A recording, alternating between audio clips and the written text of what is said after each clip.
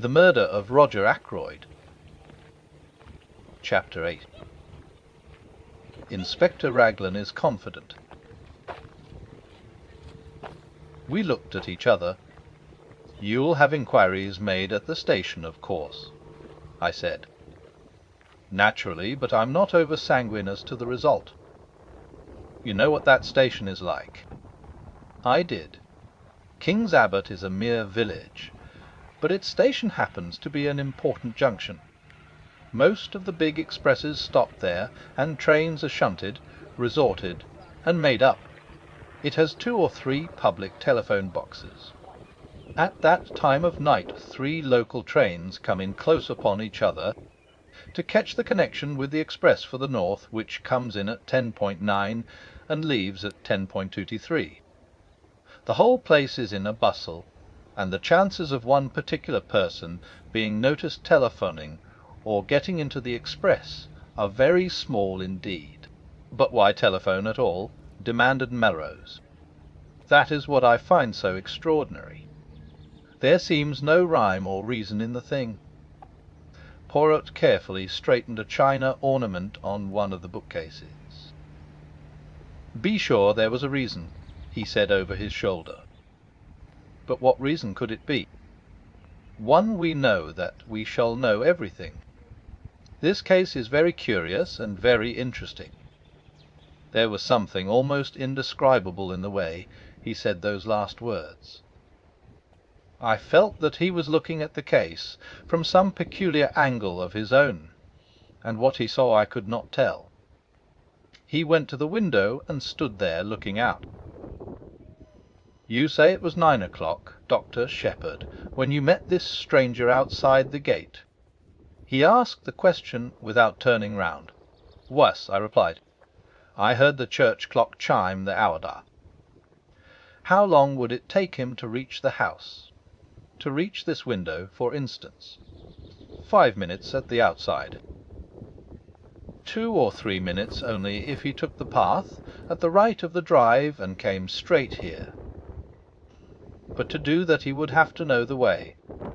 How can I explain myself? It would mean that he had been here before, that he knew his surroundings." "That is true," replied Colin Morose. "We could find out. Doubtless, if Mr. Ackroyd had received any strangers during the past week." "Young Raymond could tell us that," I said. "Or Parker," suggested Colin Morose. "Ho talas dex," suggested Poirot, smiling. Colonel Melrose went in search of Raymond, and I rang the bell once more for Parker. Colonel Melrose returned almost immediately, accompanied by the young secretary, whom he introduced to Poirot. Geoffrey Raymond was fresh and debonair as ever.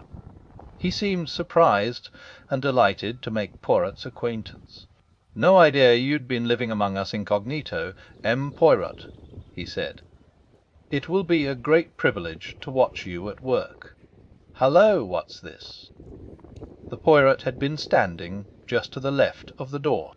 Now he moved aside suddenly, and I saw that, while my back was turned, he must have swiftly drawn out the armchair till it stood in the position Parker had indicated. "Want me to sit in the chair whilst you take a blood test?" asked Raymond good-humouredly. "What's the idea?" Raymond, this chair was pulled out." "So, last night when Mr. Ackroyd was found killed, some one moved it back again into place. Did you do so?" The secretary's reply came without a second's hesitation. "No, indeed, I didn't. I don't even remember that it was in that position, but it must have been if you say so. Anyway, somebody else must have moved it back to its proper place. Have they destroyed a clue in doing so?" "Too bad." "It is of no consequence," said the detective. "Of no consequence whatever.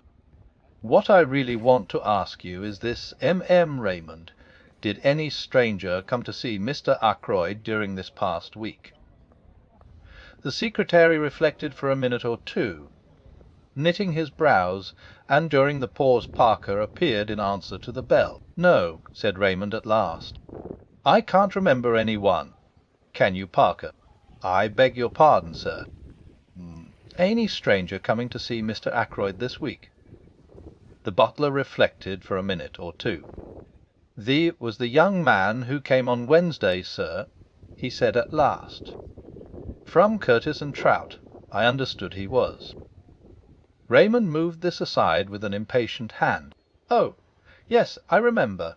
But that is not the kind of stranger this gentleman means. He turned to Poirot. Mr. Ackroyd had some idea of purchasing a dictaphone, he explained.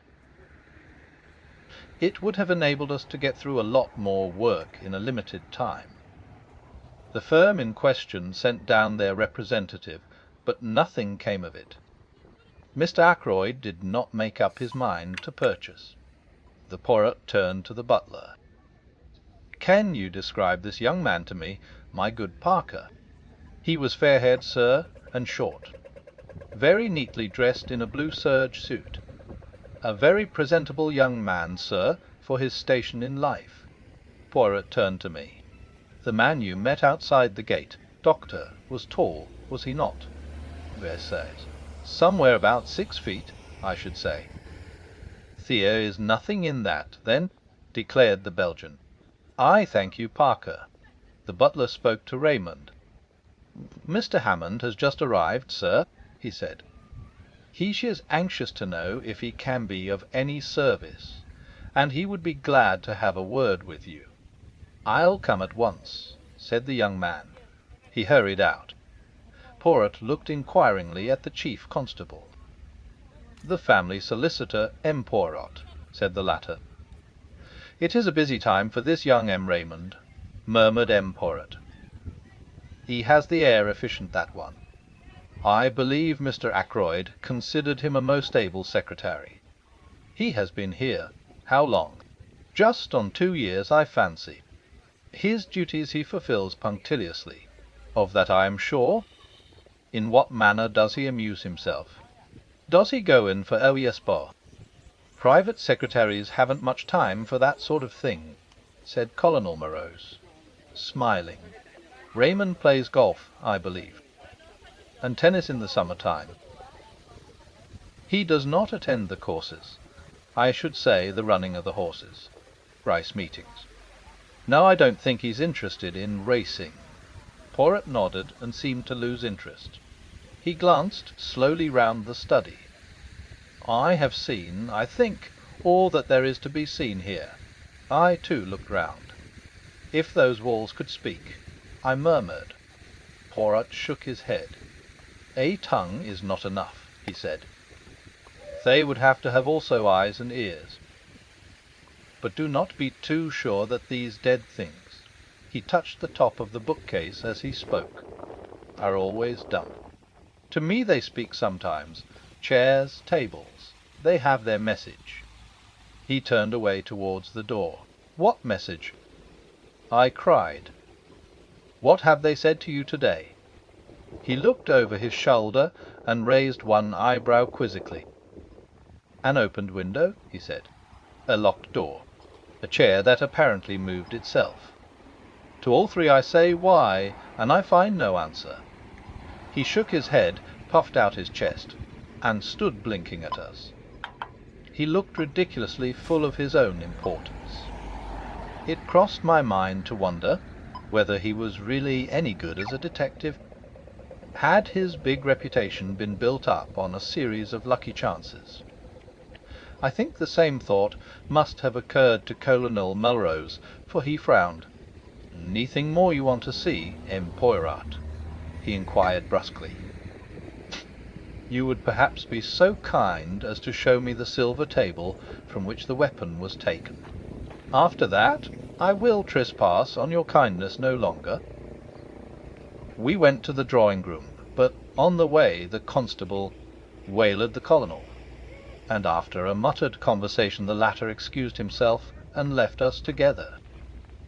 I showed Poirot the silver table, and after raising the lid once or twice and letting it fall, he pushed open the window and stepped out on the terrace. I followed him. Inspector Raglan had just turned the corner of the house and was coming towards us.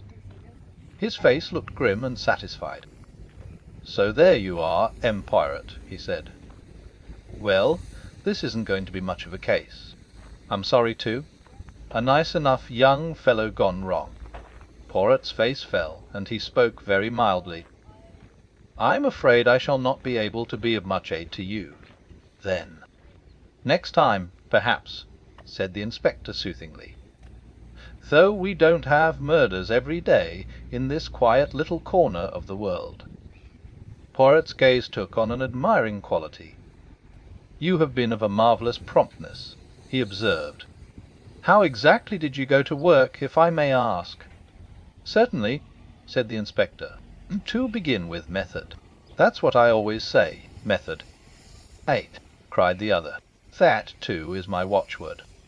Method, order, and the little grey cells." "The cells," said the inspector, staring.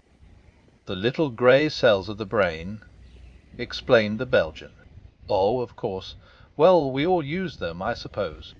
"In a greater or lesser degree," murmured Poirot. "And there are, too, differences in quality. Then there is the psychology of a crime. One must study that." "IH," said the inspector. "You've been bitten with all this psychoanalysis stuff." "Now, I'm a plain man." "Mrs. Raglan would not agree, I am sure, to that," said Poirot, making him a little bow. Inspector Raglan, a little taken aback, bowed. "You don't understand," he said, grinning broadly. "Lord, what a lot of difference language makes! I'm telling you how I set to work. First of all, method. Mr. Ackroyd was last seen alive at 9:45 by his niece, Miss Flora Ackroyd.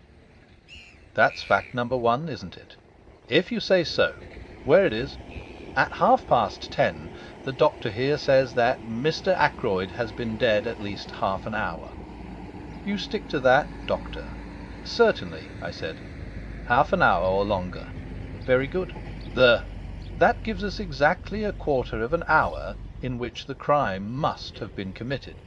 I make a list of every one in the house, and work through it, setting down opposite their names where they were and what they were doing between the hour of 9:45 and 10 p.m. He handed a sheet of paper to Poirot. I read it over his shoulder. It ran as follows, written in a neat script: Major BLMT in bide ITTH Mesti Rymon D then Fire Bielderome SCMA 9:45 Vexel I Meth BPD 9:55 Rymon Dian BLBNT WHD UPS TIAX Miss Ackroyd went straight from her uncle's room upstairs. So confirmed by Parker. Also housemaid Elsie Dale, servants. Parker went straight to butler's pantry. So confirmed by housekeeper Miss Russell, who came down to speak to him about something at 9:47 and remained at least 10 minutes. Miss Russell, as above. Spoke to housemaid Elsie Dale upstairs at 9:45. Ursula Bourne Palormad in her own room until 9:55. Then in servants' hall. Mrs. Cooper, cook, in servants' hall. Gladys Jones as second housemaid. In servants' hall. Elsie Dale, upstairs in bedroom. Shewn there by Miss Russell and Miss Flora Ackroyd. Mary Thrip, a kitchen maid. Servants' hall. The cook has been here 7 years, the parlour maid 18 months, and Parker just over a year. The others are new. Except for something fishy about Parker, they all seem quite all right. A very complete list," said Poirot, handing it back to him. "I am quite sure that Parker did not do the murder," he added gravely. "So is my sister," I struck in. "And she's usually right." Nobody paid any attention to my interpolation. "That disposes pretty effectually of the household," continued the inspector. "Now we come to a very grave point. The woman at the lodge, Mary Black, was pulling the curtains last night when she saw Ralph Patten turn in at the gate and go up towards the house." She is sure of that?" I asked sharply. "Quite sure. She knows him well by sight. He went past very quickly and turned off by the path to the right, which is a short cut to the terrace." "And what time was that?" asked Poirot, who had sat with an immovable face. "Exactly 25 minutes past 9, said the inspector gravely. There was a silence. Then the inspector spoke again. "It's all clear enough. It fits in without a flaw. At 25 minutes past 9, Captain Peyton is seen passing the lodge at 9:30 or thereabouts. Mr. Geoffrey Raymond hears someone in here asking for money, and Mr. Ackroyd refusing. What happens next? Captain Peyton leaves the same way, through the window. He walks along the terrace, angry and baffled. He comes to the open drawing-room window. Say it's now 9:45. Miss Flora Ackroyd is saying good night to her uncle. Major Blunt, Mr. Raymond, and Mrs. Ackroyd are in the billiard-room. The drawing-room is empty. He steals in, takes the dagger from the silver table, and returns to the study window. He slips off his shoes, climbs in, well, I don't need to go into details. Then he slips out again and goes off. Hadn't the nerve to go back to the inn. He makes for the station, rings up from there." "Why?" said Poirot softly. I jumped at the interruption. The little man was leaning forward. His eyes shone with a queer green light. For a moment Inspector Raglan was taken aback by the question. "It's difficult to say exactly why he did that," he said at last. "But murderers do funny things. You'd know that if you were in the police force. The cleverest of them make stupid mistakes sometimes. But come along and I'll show you those footprints." We followed him round the corner of the terrace to the study window. At a word from Raglan, a police constable produced the shoes which had been obtained from the local inn. The inspector laid them over the marks. "They're the same," he said confidently. "That is to say, they're not the same pair that actually made these prints. He went away in those. This is a pair just like them, but older. See how the studs are worn down. Surely a great many people wear shoes with rubber studs in them?" asked Poirot. "That's so, of course," said the inspector. "I shouldn't put so much stress on the footmarks, if it wasn't for everything else." "A very foolish young man, Captain Ralph Patten," said Poirot thoughtfully, "to leave so much evidence of his presence." "Eh? Well," said the inspector, "it was a dry, fine night, you know. He left no prints on the terrace or on the gravelled path. But, unluckily for him, a spring must have welled up just lately at the end of the path from the drive. See here, a small gravelled path joined the terrace a few feet away. In one spot, a few yards from its termination, the ground was wet and boggy. Crossing this wet place, there were again the marks of footsteps, and amongst them the shoes with rubber studs. Poirot followed the path on a little way, the inspector by his side. You noticed the women's footprints?" he said suddenly.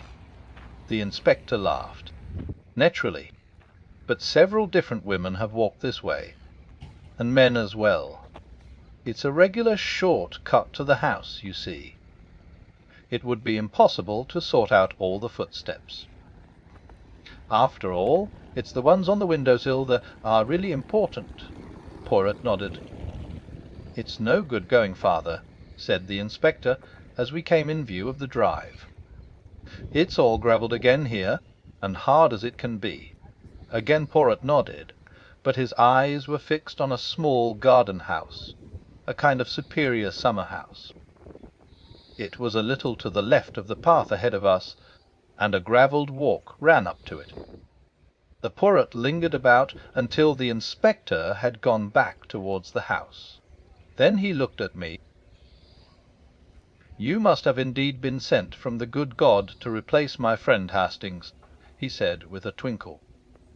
"I observe that you do not quit my side. How say you, Dr. Shepherd? Shall we investigate that summer house? It interests me." He went up to the door and opened it. Inside, the place was almost dark. There were 1 or 2 rustic seats, a croquet set, and some folded deck chairs. I was startled to observe my new friend. He had dropped to his hands and knees, and was crawling about the floor. Every now and then he shook his head as though not satisfied. Finally he sat back on his heels.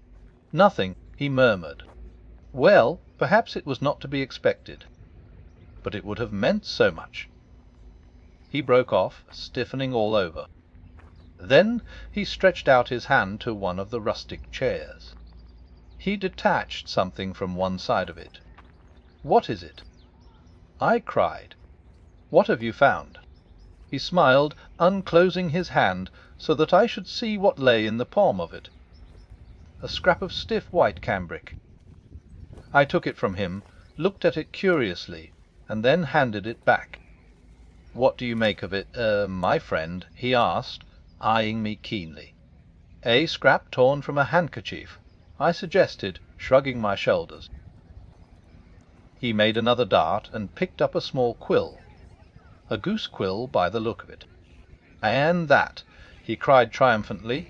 "What do you make of that?" I only stared. He slipped the quill into his pocket and looked again at the scrap of white stuff. "A fragment of a handkerchief," he mused. "Perhaps you are right. But regardez handkaf." He nodded at me triumphantly. Then he put away the scrap carefully in his pocket-book.